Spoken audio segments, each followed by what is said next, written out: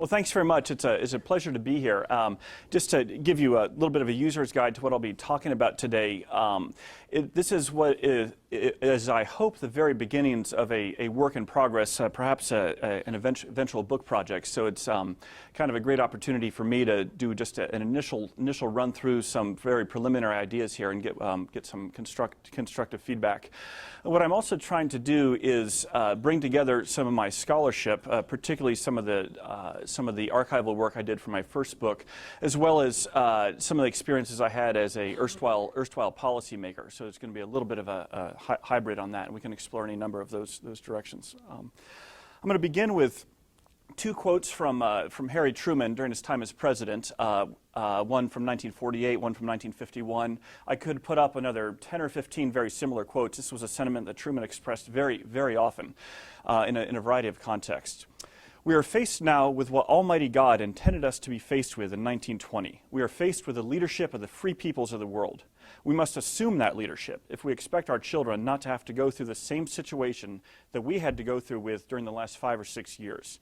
Get these things in your mind and use your influence to do what God Almighty intended us to do, to get the right sort of peace in the world.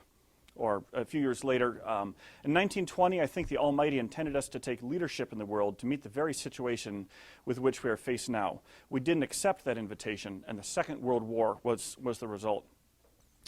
Now, when I first came across these quotes in the Truman archives, my attention was drawn, perhaps as yours is, to the religious part, to Truman's invocation of God's will and even God's judgment on his country for its foreign policy, whether isolationism or interventionism. And in fact, I found the religious dimension so interesting that I eventually wrote a book on it. This is my first book, which Frank mentioned there. But besides God's will and Truman's use of religious rhetoric to try to mobilize support for American foreign policy, there's another dimension to these quotes that is equally interesting, which is what I want to be exploring today, and that's Truman's use of history, specifically the use of historical analogies to frame his policy choices. So, as you probably picked up from the quotes, in sentiments that Woodrow Wilson, pictured here on the left with the Council of Four at Versailles, would have appreciated, Truman firmly believed that in the wake of the First World War, America had shirked its divine calling to assert vigorous leadership in a broken and chaotic world.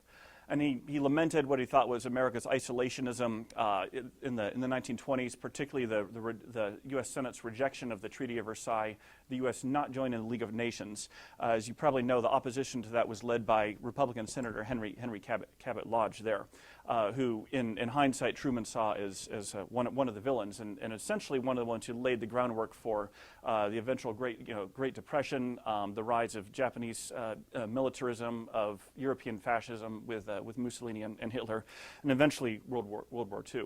So in Truman's mind, in some ways, he almost wanted to say that his reading of history is America and the world sort of got what it deserved because the U.S. had not exerted the aggressive international leadership that was needed, and even joining a new multilateral body like the League of Nations. So coming up to Truman's time as president, he now, from his understanding of history, thought that the United States was in a very similar situation. Just finished another, global cataclysm, another very bloody world war, which is even worse than the first one. And once again, the world needed American leadership. But there were a lot of American voices, particularly among the isolationist wing of the Republican Party, saying, no, we need to retreat back behind the comfortable shores of America here. We don't want an aggressive defense budget. We don't want troops stationed in Europe. We're not sure we need to join this United Nations thing. That kind of stuff. And so Truman really wanted to draw on the lessons of history and sort of scold America into a more assertive, progressive, he would believe, internationalist posture. So for Truman, the lessons of history really played a determinative role in forming his worldview as president and his national security decision-making. And I don't think we can really fully understand Truman's muscular internationalism or even specific initiatives like the Truman Doctrine, the Marshall Plan, the Berlin Airlift, the creation of NATO, NSC 68, what have you, a lot of the signature institutions of the early Cold War. Can't really understand those without understanding the lessons that he drew from history. And his view of the interwar years shaped not only his general overall Cold War grand strategy, but also some specific decisions he took, such as the decision to intervene in Korea after the North invaded the South. And on the day of the invasion in June 1950, the North surprise attack on the South, Truman was was home on a vacation in Independence, Missouri, and when he got news of the attack, when Dean Acheson called and informed him of this, he got on a plane the next day to fly back to Washington, and his memoir records his thoughts of what went through his mind on that flight as he was thinking about what should the United States do to respond, if at all, to North Korea's invasion. And I'll read the quote here from Truman's memoir. "I had time to think aboard the plane. In my generation, this was not the first occasion when the strong had attacked the weak. I recalled some earlier instances, Manchuria, Ethiopia, Austria, Czechoslovakia. I remembered how each time that the democracies failed to act, it had encouraged the aggressors to keep going ahead. Communism was acting in Korea just as Hitler, Mussolini, and the Japanese had acted 10, 15, and 20 years earlier. If this was allowed to go unchallenged, it would mean a third world war, just as similar incidents had brought on a second world war." And so, again, in Truman's mind, the North's invasion of the South on the Korean Peninsula was really directly analogous to Japan's invasion of Manchuria in 1931, to Mussolini's invasion of Ethiopia in 1935, obviously most notoriously to Munich there. What was especially interesting at this particular time is in making this decision for the U.S. to intervene in South Korea and essentially try to beat back the North Korean invasion, Truman was not just drawing these lessons of history, but he was actually reversing his own administration's settled strategic doctrine, which had decided that the Korean Peninsula was outside of the U.S. defense perimeter, had earlier ruled it, and Dean Acheson had said this very publicly, which causes a real problem for deterrence. And so in drawing on history like this, almost reflexively from the lessons of the interwar years, Truman then engineered a pretty profound shift in his own administration's grand strategy. But nor was his use of history only confined to his own personal memory, his own experiences in the interwar years. For example, in 1948, Truman overruled his own Secretary of State, George Marshall, and the entire State Department and most of the foreign policy establishment in deciding to extend American recognition to the newly created State of Israel.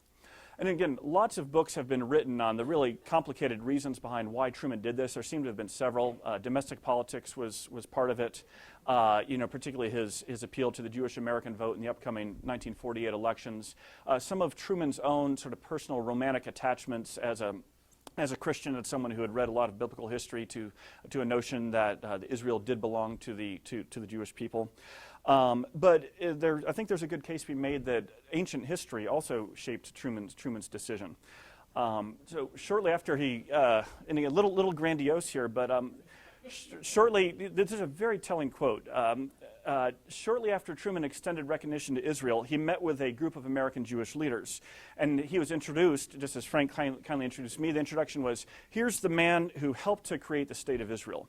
And that wasn't enough for Truman. So he gets up before the group and spontaneously says, I got to read this quote, "What do you mean, helped to create? I am Cyrus. I am Cyrus," he said. And of course, Cyrus the Great, right here, was the ancient Persian ruler who in 539 BCE had defeated the Babylonian Empire and returned the exiled Israelites to Jerusalem. And so Truman, as a devoted reader of ancient history and with sort of a lifelong layman's interest in history, had always been fascinated by Cyrus and in some ways perceived his own role as analogous. But again, those are a number of examples I found on Truman, but there could be countless others cited from different American political leaders for the last 60 years.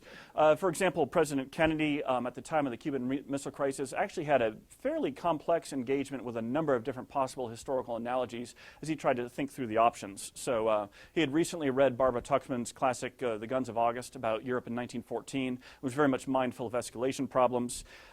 He was also sort of mindful of if the U.S. responded militarily, would that be a Pearl Harbor in reverse, and being worried about spiraling out of control there. He was also very mindful of Munich and would be seen as appeasing here. Closer to home here, President Johnson and his team of advisors in 1965, when they were really wrestling with whether and how to escalate the U.S. troop commitment to Vietnam, wrestled with a number of different competing analogies. And Yuen Kong at Oxford has written sort of the classic book on this called Analogies of War. But some wanted to invoke Munich. Would we be appeasing communism if we don't respond here? Others wanted to invoke the lessons of Korea in a very particular way, which is if we escalate too significantly in Vietnam, will that invite Chinese intervention?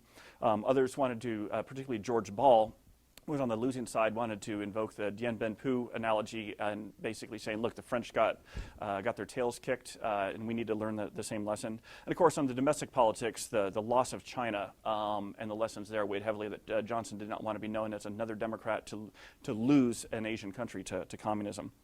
Henry Kissinger, another example. A number of you might be familiar with Jeremy Suri's excellent work in this regard, drawing on both Kissinger's own personal history as a refugee from Nazi Germany, seeing the breakdown in order, the chaos, the oppression there, but also his own academic history, writing his dissertation, first book on the Concert of Vienna and the restoration of order and stability in Europe.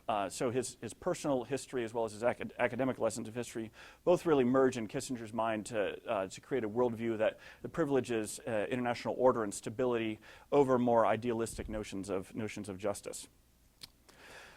But here's the challenge. For almost as long as policymakers have been using history, many others have been declaiming against its misuse. And this hence my somewhat cheeky title, that it seems like oftentimes when policymakers start playing around with history and historical analogies, it can lead them into some very foolish policies. And so there's a pretty noble tradition, if you will, of warnings against its misuse. Two of the most, I think, articulate, Reinhold Niebuhr and Arthur Schlesinger.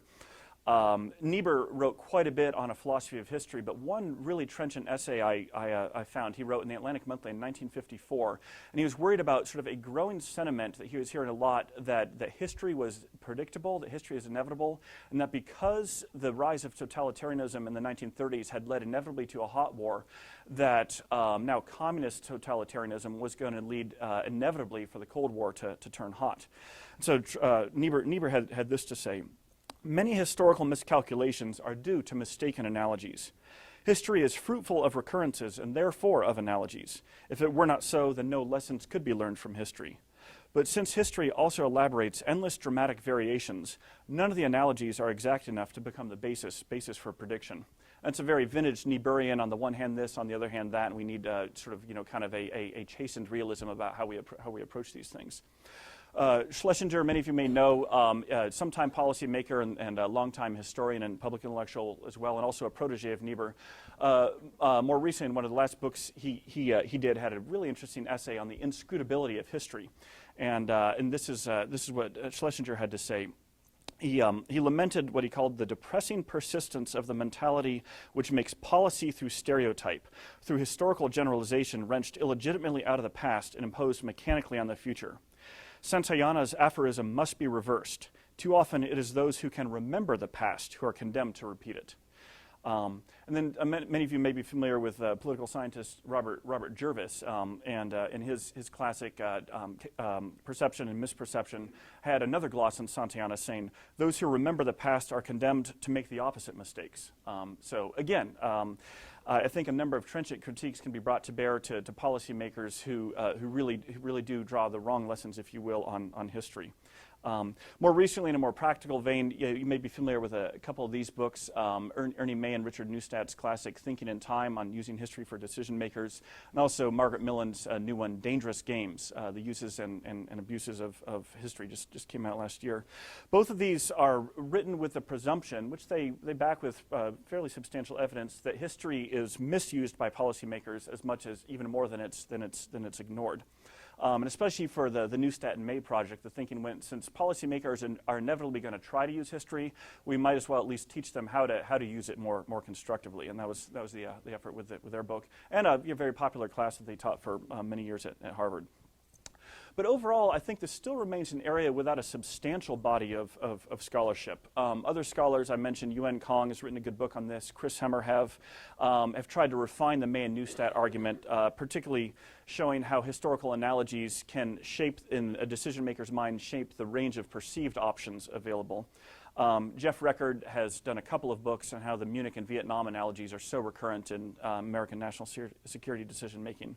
And of course, your own Frank Gavin here has written a very, very good essay on how historians need to write better history to make it more accessible and relevant to policymakers, but also how policymakers need to take history more seriously. Now, in my remaining time, I do think that history can and should be used by policymakers. I'll talk about that a little bit, but mostly I want to focus on, in some ways, the previous question, which is how exactly do policymakers try to use history? And I've just in the process of developing what I hope is a fairly basic typology, which I want to run through here with you now. On different ways that policymakers will try to use history, because I think understanding first how they naturally gravitate to it can better equip scholars to train them better in it, and also help policymakers to be hopefully a little more chastened in some of the ways that they go wrong. So. Anyway, the typology I'm gonna go through is gonna draw on some of the examples from my own historical research, but also on some of the examples from my time at the State Department and the NSC when I was a participant observer, if you will, in some of these exercises. Some of which I think turned out fairly well. A number of others which were very problematic or sometimes even disastrous. So. Two main categories of ways that that policymakers will try to use history are predictive or existential. Very basically, predictive, just as you would think, is trying to use history to predict what will happen in the future. What are the patterns that we can see here? Existential might be a little less obvious, but in some ways it's the more intriguing one. It describes the use of history by policymakers to define themselves and their nation. So the question of who are we? But the key thing, especially for aspiring policymakers and for a policy school, is both of these point towards the prescriptive question of what should we do? What course of policy, what course of action should we take here? And to walk through these in a little more detail, I should give the disclaimer: these the categories I'm going to walk through are not necessarily mutually exclusive. Even some of the Truman examples I cited earlier could fit into 2 or 3 of these different ones. Certainly, multiple uses. Nor are they necessarily going to be exhaustive. There could be another 10 that we come up with. So. But first, 6 different types of the predictive use of history. The first one, analogical prediction. As you would think, it's just the use of historical analogy to try to predict the most likely trajectory of current events, and therefore, implicit in that is some policy solutions. Here's an example. This came up in a breakfast discussion. Breakfast discussion this morning. Some of you might recall. Immediately after the 9/11 attacks, there was a real vigorous debate within the Bush administration, but also just more broadly among pundits in the chattering class of what new paradigm do we have here? What new world are we in? What historical analogies can we draw on? Some suggested the Barbary pirates threat of the late 18th, early 19th century. Others suggested it's World War II, particularly mindful of the Pearl Harbor attacks. Others said that it was, no, this is more analogous to the Cold War. Others even suggested rather infelicitously, this is like the Crusades, and it's another clash of civilization. Fortunately, after one slip of the tongue by President Bush, that one was formally consigned to the dustbin. Anyway, and I can say here that at least within the Bush administration, the Cold War did emerge as the dominant historical paradigm. Not necessarily an exact fit, but the thinking sort of went that the Cold War and the GWOT, again the global war on terror, which we can have another discussion. I know it's an awful name.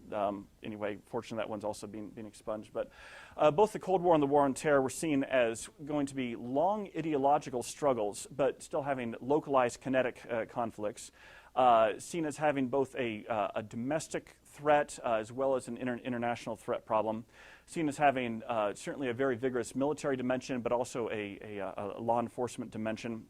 And a sort of ideological warfare dimension, seen as having unilateral and multilateral components and institutions need to be made, and even things like the use of problematic but still necessary client states and the like for localized actions. So. The second type is what I'm calling perspective enhancement, and this is using history to create a broadened scope through which policies are contextualized and assessed, taking into account second and third order effects, policy linkages, the passage of time, just sort of kind of the complexity of existence, if you will, how different things are so interrelated. In Frank's essay in International Policy, he calls this horizontal history, and I think that's a good term here. And one example of this, which I actually worked on when I was at the National Security Council, was developing a memo trying to look just sort of internally at some of the similarities between the Truman administration and the Bush administration. We found a number of interesting analogs, some of which were obvious, some might have been less so. Of course, the obvious ones were both presidents were involved in deeply unpopular quagmire wars abroad, but also that at least the president wanted to say was part of a much larger global ideological struggle. But other things like both Truman and Bush were handed down very unfavorable Supreme Court decisions curtailing attempts at expanding wartime executive authority. Both struggled with distracting investigations into alleged staff misconduct. Both had some interesting sort of personal styles, kind of the common man touch, which would appeal to some sectors of the electorate and were repellent to other sectors. Anyway, and this helped frame some of the thinking within the administration about sort of what is, how are some of the things we're dealing with linked here, how were they addressed by Truman in the past. A third example is what I'm calling paradigm erosion. And this is the effort to use examples from the past to demonstrate that the perceived conventional wisdom or prejudices of the day that might be sort of shaping a given policy might not actually be valid. It's to erode a given paradigm. And this appeals to policymakers because in their mind it can expand the art of the possible and think, okay, people used to say that couldn't be done, but this example from history disproves it, and so therefore we're not going to be locked into that paradigm again. An example will be familiar to many of you, again, from the Bush administration, which actually ended up being a very problematic one, is the analogy between the effort to bring democratic institutions to post-war Japan and post-war Germany after World War II. And there were some of the culturally determined arguments at the time saying, well, no, they're not suited for democracy, they can't have it.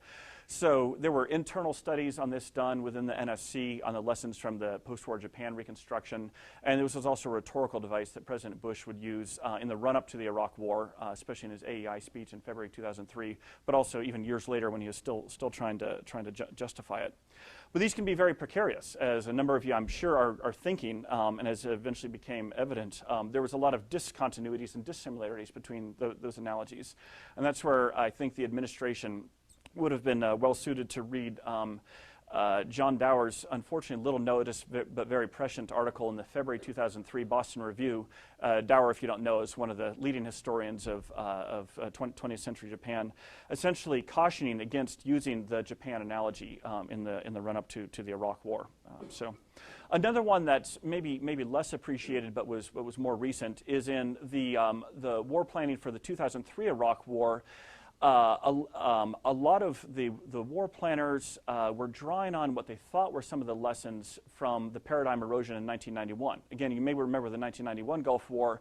There was a lot of warnings beforehand. Oh, it's going to be a very bloody war. Iraq has, Saddam Hussein is this, one of the largest militaries in the world. They're going to put up a vigorous fight. But instead, when the 1991 Gulf War invasion occurred, most of the Iraqi army units actually surrendered pretty quickly and surrendered intact.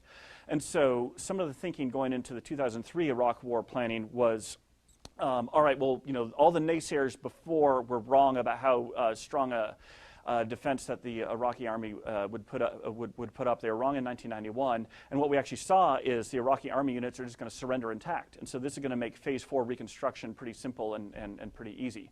Again, hugely mistaken assumption, and that was one of many things that contributed to really the disasters of the reconstruction phase. And it was actually an interesting assumption, not just that sort of history would play out the same way, but even that this very same institution, the Iraqi army, would behave the same way. Instead, as you know, the units, rather than surrendering and attack, just dissolved into the population, many of whom became insurgents. Fourth category, epistemic caution. And this is history, if you will, as a reminder of the limits of knowledge, what erstwhile Defense Secretary Don Rumsfeld would call the unknown unknowns. But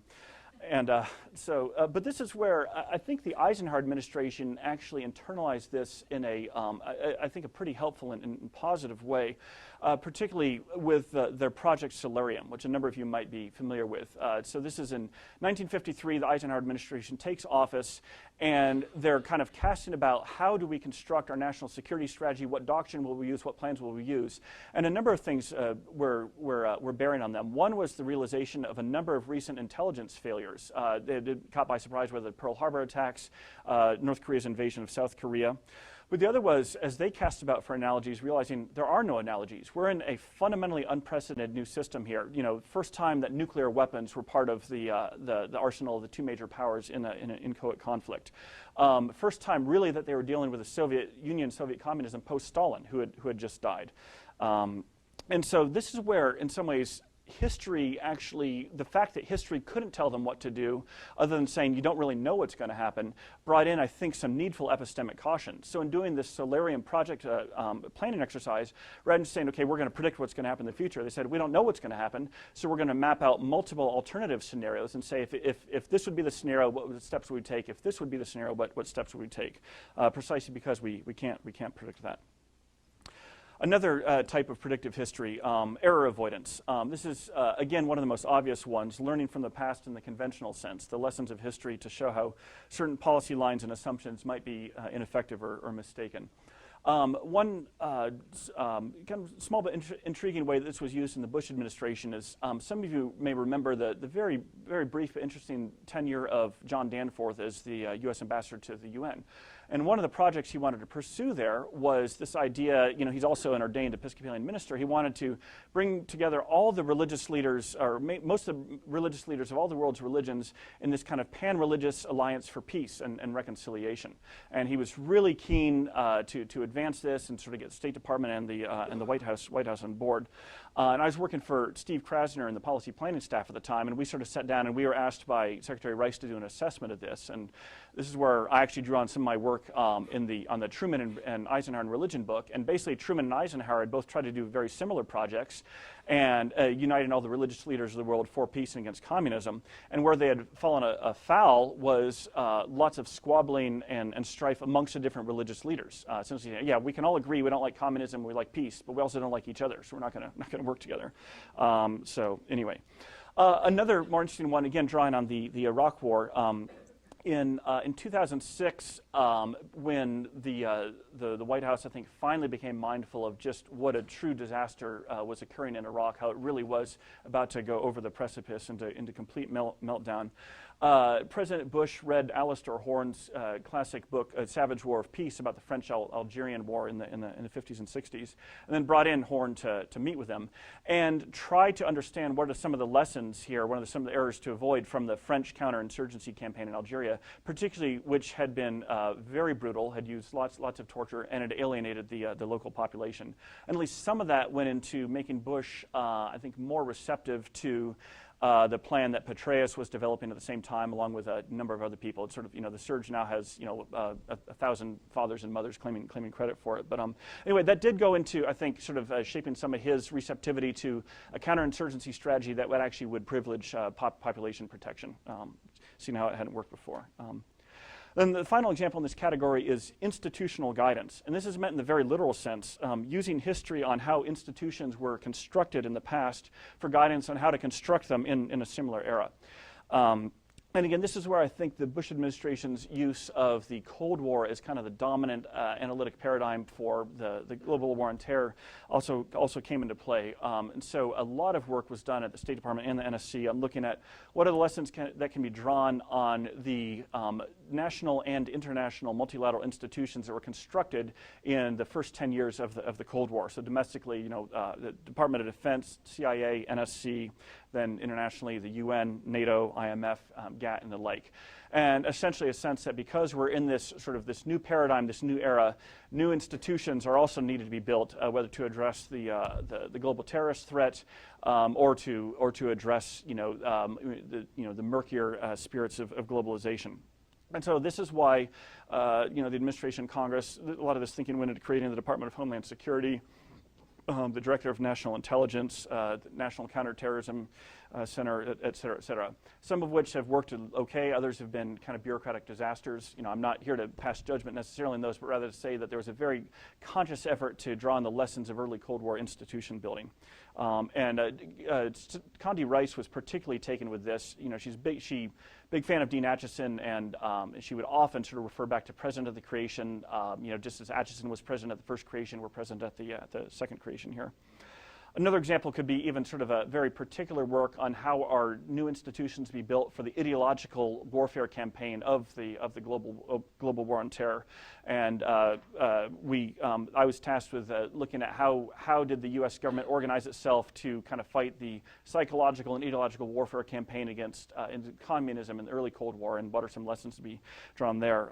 The main takeaway was eventually the U.S. kind of got it right, but it took about 10 years of repeatedly starting new institutions and them failing. So, turning now to the other category, this is the existential use of history by policymakers.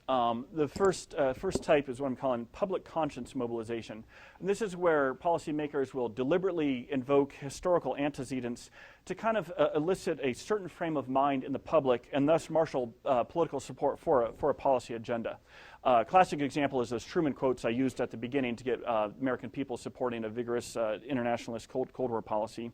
And again, what he was doing there, of course, was trying to draw on the lessons of the League of Nations. We should have joined the League of Nations.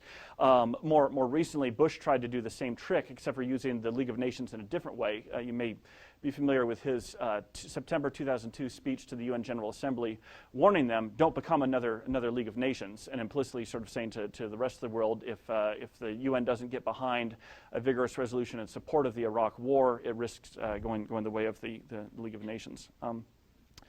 Another intriguing attempt to use this, which again ultimately failed, was the going up to summer of 2007, when, from the administration's viewpoint, there was a sense that the early returns, early data on the surge in Iraq is that it's actually starting to work okay, but meanwhile there's tremendously plummeting current congressional support for this. And so the question is, how can we go out and make a rhetorical argument to the American people in Congress? We need to stay the course, if you will, and not yank the funding for the troops there. And so the administration put together a speech that the president gave in August of 2007 to the veterans of foreign wars, which actually drew on a couple meetings President Bush had, one with Henry Kissinger and the other with William Shawcross, who wrote the book on the Cambodian Genocide. And the argument that the administration attempted to make was that just as America's withdrawal from Vietnam in 1973 and then cut off of funding for the South Vietnamese Army, just as that really hurt America's international credibility and even led to the Cambodian Genocide and to sort of the death camps and atrocities in Vietnam, the same thing will happen if we were to withdraw from Iraq now and sort of pull the plug on the surge. Now, this is a very complicated thing to do, because you may have picked up there's sort of a double move that the President Bush tried to do, because the prevailing understanding, the conventional wisdom, of course, in the United States, that Vietnam was a disaster, and it was good that the U.S. pulled out. And so for a president to have to go out and try to first persuade the public to change their understanding of history, and then use this new understanding of history to support a different policy was very complicated and really failed. It didn't work, but I think as an analytic category, it's very interesting. Identity construction. This is where political leaders use their reading of the history of a nation's past to actually construct an identity for the nation that therefore leads to a new grand strategy. The formula would go, this is who our past says we are, therefore this is what we should do. And this is the use of history for prescription, really, more than for prediction. Again, as I wrote about in my book, President Eisenhower tried to do this with constructing a new civil religious narrative and identity for America as a God-fearing nation that has an obligation to promote freedom around the world and oppose atheistic communism. Again, in hindsight of history, it seems to have succeeded, but there was a competing narrative at the time, again from Taft and isolationist Republicans, who said, no, our reading of American history is that America is a pure nation that is withdrawn from the rest of the world, and it's just an example to the rest of the world, but it shouldn't be engaging in these international institutions. And again, many other examples could come to mind. Both JFK and Reagan would use the shining city on a hill imagery from American history. But again, they were trying to do a trick there as well, which is use John Winthrop's phrase, shining city on a hill, to support an aggressive internationalist freedom-promoting policy, when Winthrop actually meant it as this is why America is going to be special and preserved and an example to the rest of the world, but not involved with the rest of the world. Another category, ex post facto justification. This will appeal to all the cynics in the crowd, of whom I'm sure there's many, and appeals to the cynical side of me as well. This is where, mindful of their own historical standing, political leaders will attempt to write their own first cut of history. Truman and his I am Cyrus line, classic example of this. Bush and his repeated invocations of the Truman analogy. You know, they didn't like Truman then, but now they like him. You don't like me now, eventually you like him. Same thing. And finally, a category I find intriguing is existential succor. And this is sort of the use of history almost for psychological comfort, if you will. Some of you may be familiar with Bill McClay, the intellectual historian, and he says we need to study history because it disabuses us of our narcissism. Reminds us that others have gone before us, that you know, there's been lonely leaders before, that we're not completely alone in this. The problems that we have now may seem bad, but it's not the end of the world. And again, this is why I think a lot of politicians, you know, before they go to bed at night, why they really like to read history books, because, you know, they feel very lonely and beleaguered, and it's sort of, you know, kind of providing, like I said, this existential comfort against the turbulence of the day. Just a few concluding thoughts. So what do these categories mean, and, you know, what are any conclusions that might be drawn? I mean, just a few provisional ones.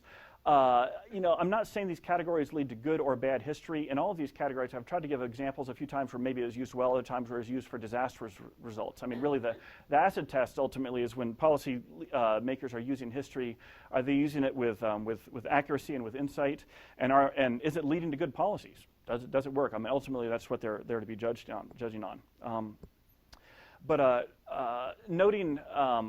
You know, noting the many ways in which policymakers misuse history, you may recall to mind P.J. O'Rourke's great line, you know, letting policymakers use history is like giving whiskey and car keys to teenagers. It's just going to lead to bad results. And so again, you might think, just tell those policymakers to keep their grubby hands off the history books. But the problem is, they all read them. They all want to use history. And so, since that is the reality, it's more a matter of understanding how exactly they're trying to use it, and then trying to train them to use it better, and also train historians to do a better job of making their work in some ways more relevant. So this is where I'm glad I'm giving this talk at a policy school. That's why my interest is in being here with you as a policy school and not, you know, over in the history department, because I'm a historian who believes in a usable past. A lot of academic historians get very wary of that. They want to study the past just for its own sake. But I do believe in a usable past, and that, you know, even though it's sort of hard careful work, that history can offer, when done right, some insights. The third, of course, is, you know, I want to be aware of any sort of disciplinary hubris here. I think we're all, you know, mindful that whatever discipline we're in, we think it's the one that has all the insights and to unlocking what we need about how the world works. And for policymakers and anyone else, knowledge of history can only really reinforce rather than substitute for wisdom, integrity, good judgment, and luck, too, frankly. So, and this is where even another example from history that Yuen Kong's work has unpacked is, ironically, a number of the senior Kennedy and Johnson administration policymakers, you know, McNamara, McGeorge Bundy, obviously the Rostos, during some of these really, you know, complicated debates over what to do about Vietnam in 62, 63, 64, 65, they actually grappled pretty well with the lessons of history. In some ways, May and Neustadt would have approved of how they try to go through, okay, what are they, you know, where does the analogy fit, where does it break down and the like, but they still made bad decisions. So even there, it's kind of a good cautionary note. But finally, I do stand before you today saying that history still is valuable, and those who would be policymakers or those who would teach policymakers can profit from avoiding myths about the past, understanding history so that we avoid those myths, avoiding facile analogies that may have a cute immediate fit but actually don't fit well, being open to self-negating analogies where actually understanding the analogy can stop us from a disastrous course of action, and then seeing history as a source of insight, not just for predicting what might happen, but also perspective on the world we're in. So. Thank you very much. Thanks, Will. I think this is a really interesting talk, and I think your categorization is very methodical, and I like your examples. I've learned a lot from listening to this. I guess what I'd like to ask you is how you think policymakers' use of history would be similar or different from the use of history in a policy school, or by scholars. So I guess we probably have three categories, right? So scholars, students learning in a policy school, and then policymakers with the book on their bedside table. And if you could kind of clarify, right, is it, which history do they use, or how do they use the history, or is it a good idea, or by what means would you use all of those things? Yeah. Somehow. Okay. Yeah. Great question. A number of directions I could go. First, this is where I actually have a lot of sympathy with the May and Neustadt project. Not just the book they did, but the class that they developed and taught for years, and then encouraged other policy schools to take, which is understanding that not all of you in here. I'm sorry to say this. Not all of you are become president of the United States or Secretary of State. A few of you probably will. I won't venture to guess on who, but hopefully a number of you will be staffers for those people. And sometimes it's a matter of just sort of having good staff work available.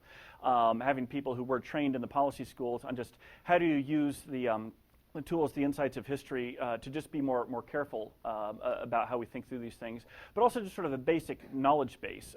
Again, oftentimes in the turbulence of the policy world, people aren't having time to acquire new knowledge. They're just going to fall back on, what are those facts I learned in graduate school or whatever. So some of it's about sort of training the staff better. But this is also in some ways a lament about the historical profession. I'll just sort of tell an anecdote here. In 2007, I staffed President Bush for a big sort of all-day national security planning retreat at Camp David, where he brings together all of the National Security Council and a lot of the deputy secretaries and undersecretaries and assistant secretaries. So about 25 people around the table. And Bush started off the lunch meeting by saying, all right, before we get into the briefings here, I just want to go around and hear what everybody's reading. I want to hear what books you're reading. And I wish I would have actually taken notes, could actually write them all down, but that would have been a little obvious. But I was so fascinated by this, I actually tried to do a quick, mental memory of them. And what I can say is this: of about the 25 people around the table, one, don't laugh, was reading a Harry Potter book. I respected that person's. The other one was reading a Dostoevsky novel, and the other 23 were all reading history books. But most of those history books they were reading were the more popular type ones that, say, someone like David McCullough would do. A few of them, actually Bush and Rice were both reading Beisner's biography of Dean Acheson, which is actually pretty good scholarship as well. But again, it sort of tells you that policymakers are naturally going to gravitate to history, and yet they're often find a lot of academic history less accessible. And so I think if academic historians would do a little bit better job of just not dialing down the sophistication, but understanding that policymakers are yearning for understanding what your research is finding.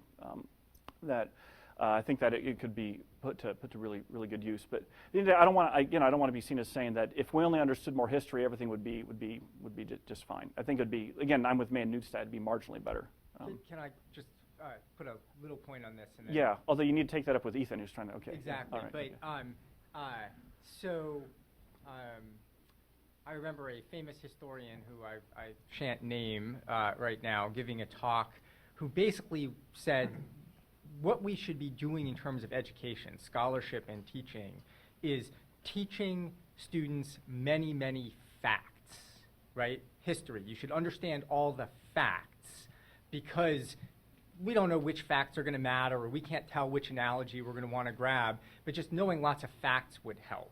And I'll just put my cards on the table. I'm deeply skeptical of this, right? I think really what we should be studying is which facts matter and how to organize facts.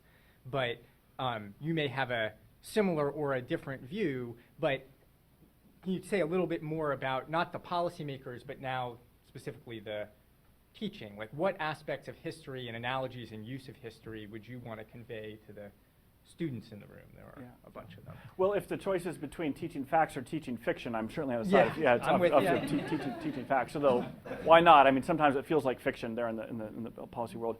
No, I would very much not to get into a debate with this unnamed other person, but I think it's very much about not just teaching facts, but teaching about why they matter, why some facts matter more than others, and what are the relationships between them. How much can we, as simple-minded historians who don't have grandiose theories, how much can we disentangle some of these causality questions and just see how these different factors can really interact with each other. So I want to kind of push you on the types of questions we discussed when we were speaking one-on-one, about the role of religion. Mm-hmm. I guess I would ask the same so what question about history. So just to take an example, I overheard some friends talking about counterterrorism. John Nagel, a very disputed book, okay, but he has an argument about the U.S. in Vietnam. The U.S. knew very well the history of the British in Malaya, but because the organizational culture of the U.S. Army, which wanted to fight a conventional war, continued to fight a conventional war. So it's not like they weren't aware of history or, even the Marine Corps history they were aware of from the 20s and 30s, but because of these organizational structures, they just chose to ignore it.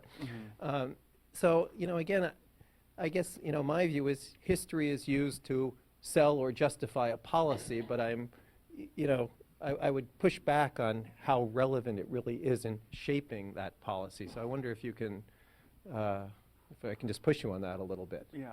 So if I just thought of it as an equation, in economics we think of of economic performance being a function of state variables and institutions. But we've had a lot of trouble operationalizing institutions and what they mean and why they matter and so on. So I guess I would have the same problem maybe with history.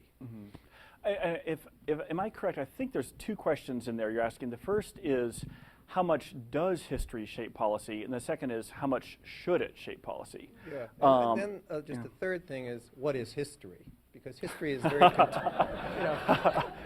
is very contested. After that, I'm going to get to the meaning of life if anyone wants to stay for the afternoon. So, yeah. Well, we are in a postmodern world, and nobody, you go to a history department, they don't teach facts anymore in history departments. That's why I'm not in a history department. Yeah. Exactly. We're in a postmodern world. So, what is history in a postmodern world? Yeah. So, on the first one, I think that in some ways, sometimes history actually doesn't shape policy a whole lot. Sometimes it's going to be the misuse of history that actually does. So again, I don't want to be misunderstood as saying, hey, everything that happens out there, all the significant policies are actually all being driven by this use of history. Sometimes they are occurring in a vacuum. Oftentimes they would actually benefit, I think, from a better understanding of history. I think the perspective but in this case, the Army knew the history, but the institutional prerogatives were stronger than the knowledge of history. So I'm just, again, under what conditions does the history matter and shape then shape organizational learning, for example? Yeah. What would be the conditions under what that would happen? Yeah, but I think, it's interesting you bring up the counterinsurgency case. In some ways, it's a matter, yes, institutionally the Army may have had some fact knowledge of the history, but what they didn't understand, or at least didn't want to believe, is that they were in an analogous rather than disanalogous situation. That's where, again, to the Bush administration's, I think, eternal shame, it took 2 years longer than it should have for the military as well as the political leadership to understand that Iraq actually was a classic insurgency, and instead they'd been resisting any number of those definitions. So, and that's where policymakers just get stuck in these really wrong-headed paradigms. Maybe in this sort of ideal world, if historians ran the world, they could in some ways start with asking some of the more first-order questions, not just assuming, okay, this is exactly the type of situation we're in, but rather looking at what would be the range of possible analogies that might have gone before. Nothing is going to be exact, but what can we learn from those? This is where I think May and Neustadt are right to actually point to how the Kennedy administration handled the Cuban Missile Crisis, was they didn't immediately assume it's Munich, darn it, it's Munich, and we're not going to stand down on those colonies. Rather saying, okay, there's a number of ones it could have been. How do we think carefully and apply that? What is history? Oh boy, it's change over time. It's what's happened in the past. It's where we've come from. I don't know. I haven't read my car in a while. So thanks. Yeah. I guess, to me, the elephant in the room is that... Is he saying that because I'm a Republican, or? Okay. Well, is that, right. Well, in terms of, and you weren't involved in this part, but going into Iraq in the first place, when recent history, the president's very father didn't go in and knock it off. There was little or no evidence of the things that they were claiming. And they had the example of the Gulf of Tonkin, that when you lie about your purposes, that down the road it's going to hurt you. I mean, there's plenty of history that was totally available to them in terms of factual things that had recently happened. And yet we go in, we make all these mistakes in terms of demobilizing the Army, in terms of not even thinking about how this would strengthen Iran. In other words, we do two things that will substantially strengthen Iran. We don't finish off Afghanistan in a sense, or Al-Qaeda in Afghanistan.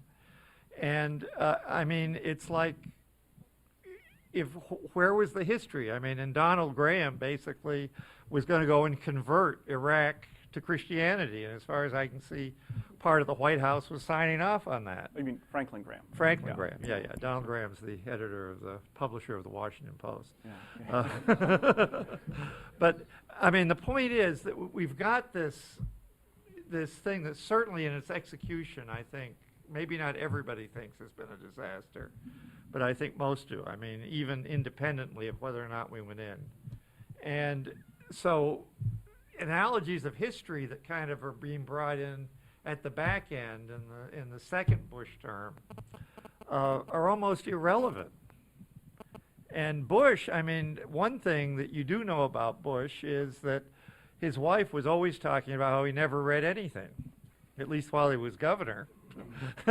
And so I don't see him as a huge history reader, actually. I mean, he did say he'd read the Bible twice, but as far as I know, before he became president, that was about the extent of it. Well, let me be clear here, just in case there's any question. I've used a number of examples from the Iraq War, the Bush administration Iraq policy, and I don't want to be up here to relitigate the Iraq War, frankly, even to defend it. Okay, and if we want to talk offline, I can give you a much more sustained and vigorous criticism about a lot of parts of it. So, in some ways, I'm trying to sort of use analytic categories here. I will say, in fairness to President Bush, just a couple things. One, he and his administration went into the war because they were convinced that Iraq was a mortal security threat. They were wrong about that. Okay, I'm happy to say that. I don't know what his memoir will come out, but I at least, am not convinced that there was deliberate deception or willful deception there, if you will. I think it was, again, a profound mistake, but it's, like I said, it's about defining what the mistake was.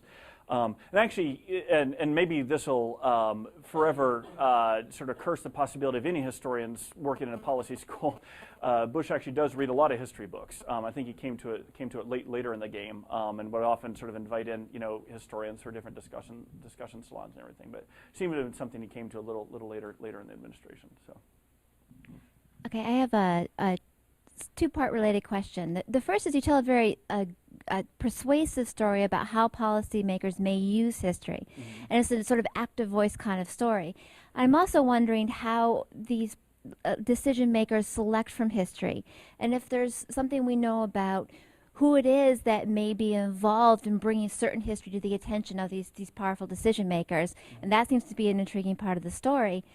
And so as a flip side of that coin, if you were in a position to put one history book on the bedside table of President Obama, what would that history book be? It actually would be one he's probably read, which is the Irony of American History by Reinhold Niebuhr. So, which is it's more of a book of philosophy than of history. But President Obama is a professed Niebuhrian. I would actually call myself a Niebuhrian as well, because I think it's not so much that kind of traces out particular facts, but it's almost a chastening experience for a leader to read it, because it sort of reminds you that things we may want to do or be trying to do with the best of intentions may turn out very differently. And other times, things we do out of avarice or self-interested motives may actually end up doing some good for the world. So I think it would almost fall under the existential sucker category. But this goes back to the staff work thing. Is those of you who do go into government, those of you who've already done that, you may find, depending on the role you're in, you're often going to have a boss or a principal saying, hey, do a memo for me on X, and are there any lessons from history on this? And so at a minimum, it'll be about just knowing how to think systematically, how to even sort of ask the right questions initially. Or other times, it'll be even more dangerous. It'll be, hey, last night as I was falling asleep, I read X biography of Roosevelt, and this is what he did, and I'm thinking of doing the same thing tomorrow. What do you think? So be wary of that. So. Yeah. Okay. Hi, well, I want to ask you a question about how you draw lessons from history, because in your presentation you sort of implied a lesson. You said that in 1991, Iraqi army units surrendered in whole, and that there was an assumption this would happen in 2003.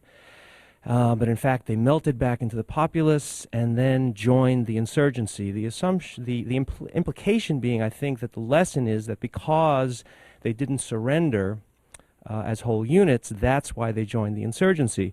But the much more commonly accepted lesson is that they did not join the insurgency because they melted back into the population. They joined the insurgency because the U.S. decided to fire them all.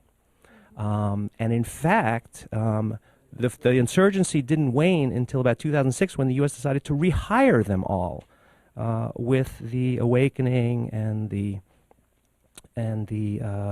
local Sunni Sons of Iraq and other sorts of organizations. So, I mean, it seems to me that there's pretty good evidence that it was the disbanding of the Iraqi army that explains the rise of the insurgency. So I'm wondering, how did you, as a historian, professionally trained from Yale, infer this very interesting, different lesson? Yeah. Which, by the way, is consistent with the administration that you worked for. Yeah. Let me draw a clarification there, which is there were a couple of spots in the narrative I could have elaborated on, even on how the causality went. First, the assumption with the Iraqi army units that they would surrender intact was therefore the hope that they would then be available to be sort of re-enlisted to provide population security. They then dissolved into the population, I think, and this is where I actually think Ken Pollack has got it correct, that the Bremer's decision to formally fire the Iraqi army was in some ways actually happening after the fact that it already had dissolved into the population. The administration was wrong to assume that they would surrender intact. They were also wrong to not provide, adequate troops to provide population security initially. So then, it's only over the next few months that a lot of disbanded army joined the insurgency. But and again, Bremer's sojourn was disastrous. So this is not about trying to, defend a lot of the decisions made there. But I think actually, as a point of fact, that there's a good case to be made that the Iraqi army, that Bremer's decision to fire them was essentially recognized in reality that it already was dissolving. But then, how do you explain the fact that when we put them back on the payroll in 2006, the insurgency waned very quickly? Yeah. Right. I mean, if we kept them on the payroll, why would they have gone into the insurgency? It seems they were fighting for money. And they weren't being paid by Iraq because we fired them, and when we rehired them, they stopped fighting in the insurgency. I mean, how can you reconcile your lesson with those facts? Yeah. I mean, this is exactly how you draw lessons from history and how you would teach students to draw lessons from history. Yeah. Again, this is where we have to be careful and not treat 2003 as completely analogous to 2006. Again, it's sort of kind of the question about the possibility of the success of the surge or not. There's a lot of things that go into that, but the political factors on the ground are very different in 2006, where a lot of the Sunnis were finally realizing that their resort to violence just hadn't been working, and that their incentive structure was more to get back into the political system. And again, the Anbar awakening obviously is a big part of this. So I think that a lot of the calculations that individual former members of the Iraqi army would have been making there might have made going back in more attractive in 2006 than it would have been 2003. But you know what? I'm fine thinking about the counterfactual too. Even if the Iraqi army had already kind of dissolved and then Bremer formally fires them, that was stupid. Maybe Bremer should have instead, even though they were dissolving, instead of making de jure what was de facto, should have said, hey, wait a minute, I want to reconstitute the army, we will hire you and pay you in 2003. That would be, I think, a very plausible lesson to take away. I was trying to make the narrower point here that the administration, I think, had erred in just thinking that because it worked out that way in 91, it was going to work out that way in 2003. So you and I agree on a lot of mistakes being made there. I think we may just disagree on which were some of the mistakes. So, thanks.